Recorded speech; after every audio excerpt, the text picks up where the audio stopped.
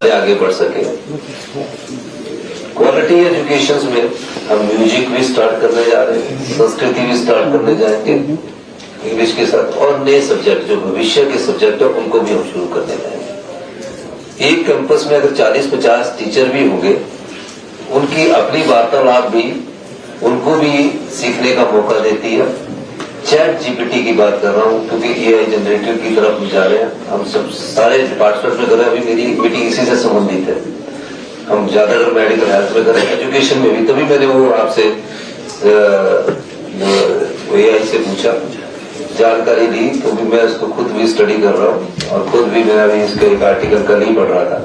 उसमें हम आगे कॉलेज स्कूल में कैसे स्टार्ट करना। वैसे टेक्निकल एजुकेशन में हमने एआई स्टार्ट कर दिया है, मशीन लर्निंग स्टार्ट कर दिया, डाटा साइंस स्टार्ट कर दिया, रोबोटिक्स स्टार्ट कर दिया है। तो ये सब चीजें लेटेस्ट टेक्नोलॉजी के साथ है। और बाहर जो हमारा हमने एक सरकार की तरफ से आपको बताना चाहूंगा, ओवरसीज डिपार्टमेंट बनाया है। जो बाहर जाने वाले बच्चे हैं, जैसे हमारा अभी हमारी सरकार को लाइसेंस मिला है बाहर जाने वाले बच्चों के लिए और इलेक्ट्रॉनिक्स डिपार्टमेंट को, तो उन्होंने कौन से कोर्स खोले हैं उनको भी हम आपके वोकेशनल के द्वारा स्टार्ट करने जाएंगे। मेरा मानना है कि हम 32 में अभी हमारा, क्योंकि पहले साल तो हमको ये समझने में लग गया, मुझे शिक्षा मंत्री जी ने काफी बैठकें की कि हमने करना क्या है, और करने के साथ फिर फैसला भी लेना होता है। जब फैसला ही लोगे तो जो मर्जी करो। हम किसी को तंग करने के लिए थोड़ी आए। हमारे फैसले तो आप लोगों के लिए हितकारी होंगे, भविष्य के युवाओं के लिए हितकारी होंगे। हमारे फैसले आंवले की स्वाद की तरह है। जब आंवला खाते हो ना तो थोड़ा सा उसका कड़वा स्वाद आता है और बाद में उसका धीरे धीरे मीठा लगने लगता है। तो अभी आपने शिक्षा विभाग में देखा ना कि हमने जो फैसले किए उसका स्वाद अब मीठा आने लगा है।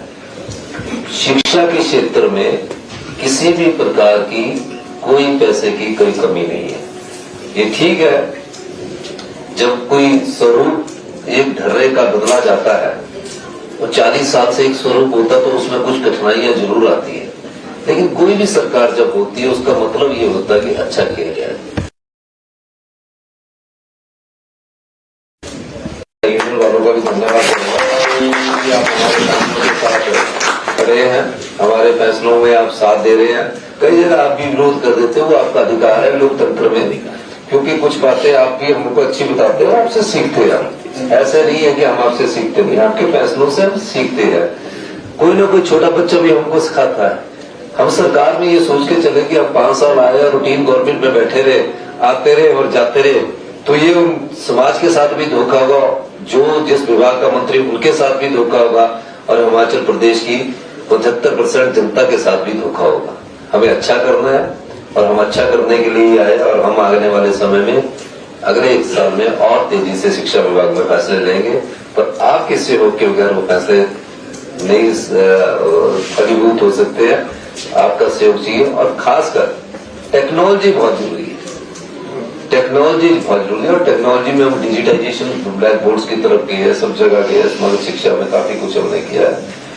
जो आने वाले समय में मर्जर ऑफ स्कूल भी बहुत जरूरी है। अब हम 20,000 स्कूल खोलते हैं, उसको कोई फायदा नहीं।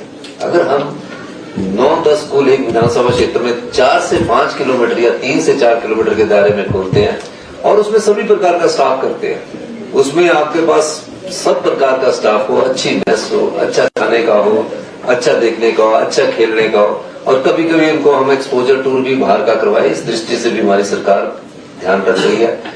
थोड़ी सी आर्थिक स्थिति हमारी इंप्रूवमेंट होने लगी है इस दिसंबर से। जो इकोनॉमिक हमारा क्राइसिस है उसमें सुधार नजर आने लगा है।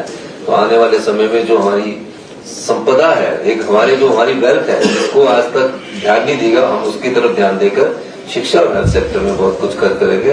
मैं एक बार फिर से शिक्षा मंत्री जी को, सभी अधिकारियों को, आप सबको बहुत बहुत शुभकामनाएं देता हूँ, इस आशा के साथ कि टीचरों को बहुत ज्यादा काम करना है। ये ठीक है कि हमारे यहाँ टीचर्स थोड़े से बेचारे डरे रहते हैं, कोई इधर से ट्रांसफर हो जाता तो उधर से ट्रांसफर हो जाता।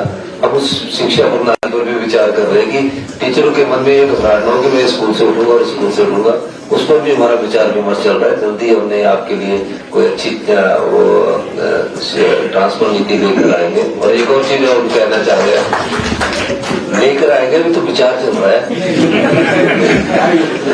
लेकिन मैं ये भी कहना चाहूंगा कि सीबीएसई के लिए और Rajiv Gandhi day boarding school के लिए हम स्पेशल कैडर बनाने जा रहे हैं, ताकि उससे शिक्षा प्रणाली में और मजबूती मिले।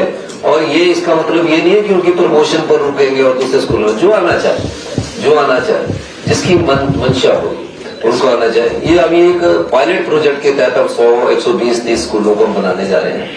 मुझे पता है कि उस स्कूल को सीबीएसई की एग्जाम देने में बच्चों को परेशानी आएगी, लेकिन हमें एक्स्ट्रा क्लासेस लगानी पड़ेगी, ताकि एक्स्ट्रा क्लासेस लगा के उन बच्चों में सीबीएसई का कॉन्फिडेंस बिल्डअप हो। लेकिन कुछ डिस्ट्रिक्ट में बहुत ज्यादा सीबीएसई है, कुछ में बहुत कम है, तो वहां प्रॉब्लम आएगी।